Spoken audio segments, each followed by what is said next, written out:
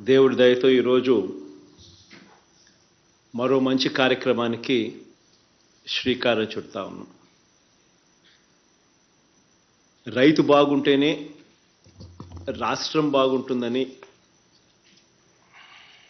ప్రగాఢంగా కూడా నమ్మిన ప్రభుత్వం మనది. అందుకే 57 నెలల్లో వేసిన ప్రతి అడుగు కూడా రైతు బాగుండాలని, రైతు కూలీ బాగుండాలని మనసా వాచ కర్మన ప్రతి అడుగు కూడా అదే డైరెక్షన్లో వేస్తూ వచ్చాం. ఈరోజు 5వ ఏడాది ఎక్కడా కూడా క్రమం తప్పకుండా ప్రతి సందర్భంలోనూ రైతుకు అందాల్సిన సమయంలో రైతుకు సహాయం అందిస్తూ ఎక్కడా కూడా క్రమం తప్పకుండా 5వ ఏడాది 3వ విడత రైతు భరోసా సొమ్మును ఈరోజు విడుదల చేస్తూ ఉన్నాం. దాదాపుగా 53,58,000 మంది రైతన్నలకు వారి కుటుంబాలకు మంచి చేస్తూ బటన్ నొక్కి ఈ 3వ విడత సందర్భంగా ఈ సంవత్సరం ఈ ఏడాది చేస్తూ ఉన్న ఈ రైతు భరోసా సాయం ఒక్కో రైతన్న కుటుంబానికి మరో 2,000 రూపాయలు చొప్పున నేరుగా 1,078 కోట్ల రూపాయలు వారి ఖాతాల్లోకి జమ చేస్తూ ఉన్నాం. ఈరోజు అందించే ఈ సాయంతో ప్రతి ఏటా కూడా 13,500 రూపాయలు మనం ఏదైతే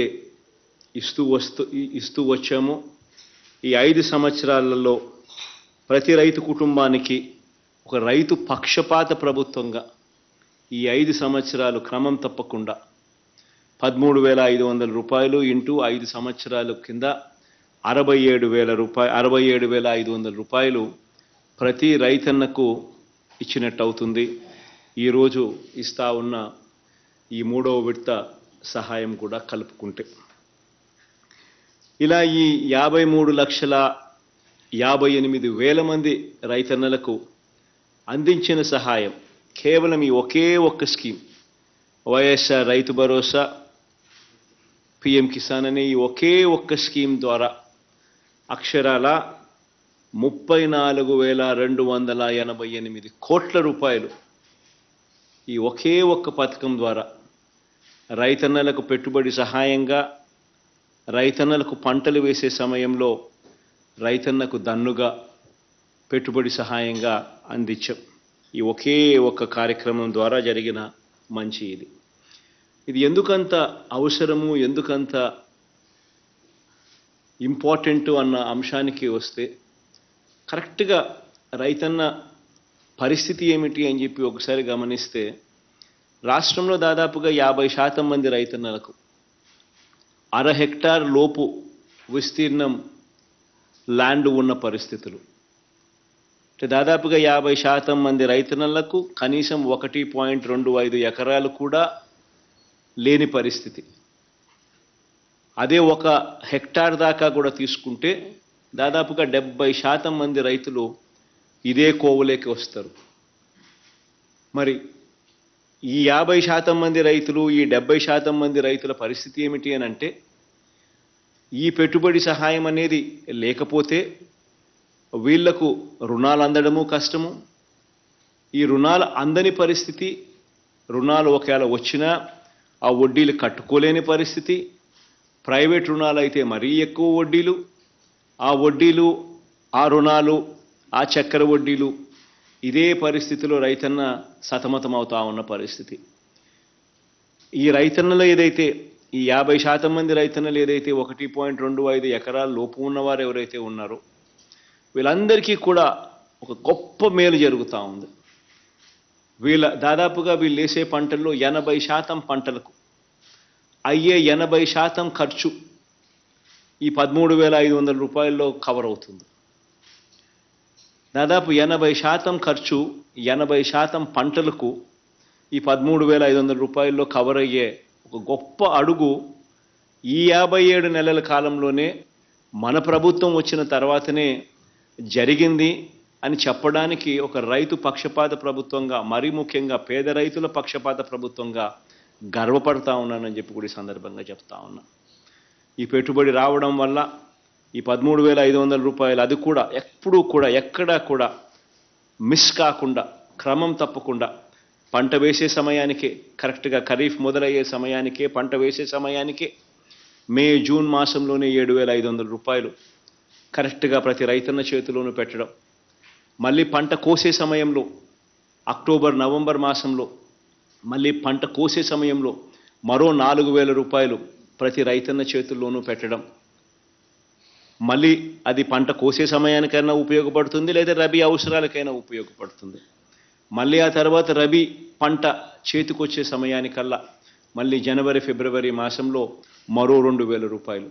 ఇలా క్రమం తప్పకుండా రైతన్నను చెయ్యి పట్టుకుని నడిపిస్తూ ఆదుకుంటూ పెట్టుబడి సహాయంగా తనకు ఎప్పుడు అవసరమో ఆ అవసరమైనప్పుడు ఏ రోజు కూడా మిస్ కాకుండా ఖచ్చితంగా ఆ రైతన్నకు తోడుగా ఉంటూ ఈ 5 సంవత్సరాలలో రైతన్నకు అందాల్సిన సమయం కరెక్ట్ సమయంలో అందించగలిగితే రైతు పరిస్థితి బాగుంటుంది అని చెప్పి రుజువు చేస్తూ ఈ 5 సంవత్సరాలలో ప్రతి సంవత్సరం 13,500 రూపాయలు ఇస్తూ రైతన్నను చెయ్యి పట్టుకొని నడిపిస్తూ ఏకంగా ఈ 57 నెలల కాలంలో అక్షరాల 67,500 రూపాయలు ప్రతి రైతన్నకు తన చేతుల్లో పెట్టినట్టు అయింది.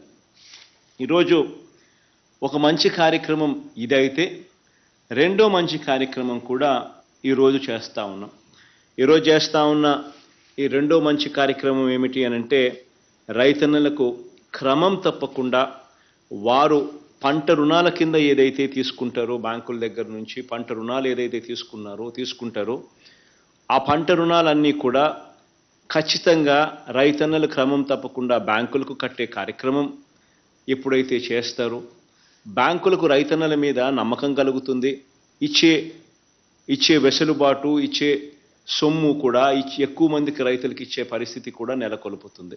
ఇలా బ్యాంకులు రైతన్నలకు ఇచ్చే పంట రుణాలు ఆ పంట రుణాలన్నీ కూడా రైతన్నలందరూ కూడా క్రమం తప్పకుండా కట్టే కార్యక్రమం దీనిని ప్రోత్సహిస్తూ ఎప్పుడూ జరగని విధంగా రైతన్న వడ్డీ సొమ్ము బ్యాంకులకు కట్టిన వెంటనే మళ్ళీ ఆ రైతన్నకు క్రమం తప్పకుండా ఆ రైతన్నకు మళ్ళీ తిరిగిచ్చే కార్యక్రమం.